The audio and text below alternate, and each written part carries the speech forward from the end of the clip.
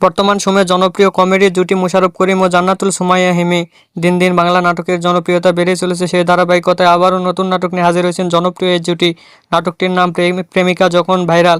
এই নাটকটিতে অভিনয় করেছেন বর্তমান সময়ের আলোচিত অভিনেতা মোশাররফ করিম ও আলোচিত অভিনেত্রী জান্নাতুল সুমাইয়া হিমি। এই নাটকটি রচনা করেন আল আমিন স্বপন এবং পরিচালনা করেন তাইফুর জাহান আশিক। নাটকটি খুব শীঘ্রই বিন্দু ভিশনের ইউটিউব চ্যানেলে প্রকাশিত হবে। আপনারা দেখতে চাইলে অবশ্যই বিন্দু ভিশনের ইউটিউব চ্যানেলে চোখ রাখুন এবং নিয়মিত নতুন নতুন নাটকের আপডেট পেতে চ্যানেলটিকে সাবস্ক্রাইব করে রাখুন। পরবর্তী ভিডিওর জন্য অপেক্ষা করুন।